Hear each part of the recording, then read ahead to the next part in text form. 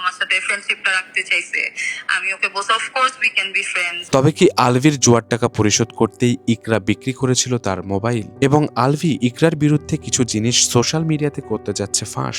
গতকাল রাতে তো আলভি এক লাইভে আসে এবং মূলত তাকে নিয়ে যেসব প্রশ্ন ছোড়া হচ্ছিল সেগুলোরই সাফাই দিতে আসে সে। তবে তার এই লাইভের পর সোশ্যাল মিডিয়াতে যেন উল্টো রিয়াকশন দিচ্ছে পাবলিকরা, যেখানে তার কথাগুলোকে এখন আরো নেগেটিভ ভাবে দেখছে সবাই। যদিও সে বলে ইকরার সাথে যে কনভারসেশন হয়েছে তা একে একে সে প্রমাণ দেবে এবং কিছু ব্যাপার সে সবার সামনে খোলাসা করবে, বাট এখনো সে কোনো প্রমাণ দেয়নি। তবে তার কথা অনুযায়ী সে এখনো দেশে আসেনি, কারণ তাকে ভয় দেখানো হচ্ছে তার ক্ষতি করা হবে বলে। কিন্তু এরই মাঝে সবকিছু আরো ঘোলাটে হয়ে যায় তখন যখন ইকরার ফেসবুক প্রোফাইল খুঁজে পাওয়া যাচ্ছে না। ব্যাপারটা এখন সবাই এমন ভাবেই নিচ্ছে যে ইকরার প্রোফাইল সরিয়ে ফেলার ব্যাপারে আলভির কোনো হাত আছে কিনা, কারণ তার ফেসবুকে হয়তো এমন কোনো প্রমাণ থাকতে পারে যা এই সবকিছু ধোঁয়াশার প্রমাণ দিতে পারে। তবে প্রশাসন থেকে এখনো আইডি ডিঅ্যাক্টিভেশন নিয়ে কোনো কনফার্মেশন আসেনি, তাই সবকিছু এখনো শুধুমাত্র স্পেকুলেশন। সেজন্য যেন ধোঁয়াশা আরো বেড়েই চলেছে। তবে এইসবের মাঝেই সবচেয়ে বড় একটি গুঞ্জন সামনে আসে এখন, যেখানে অনেকেই দাবি করছে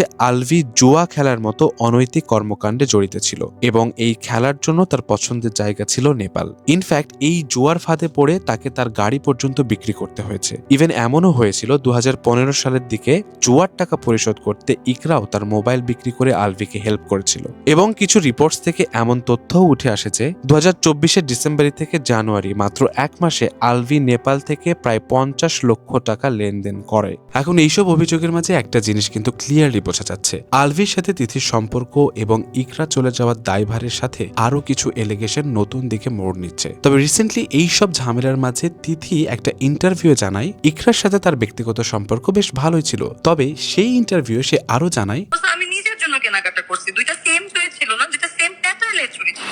4 বছর 5 বছর 10 বছর অফিস করবেন একসাথে, আপনার সাথে তার ভালো বন্ধুত্ব হতেই পারে। এখন তার এই স্টেটমেন্টের পর আসলেই বোঝা মুশকিল যে এখানে আসলে দায়ভার কার।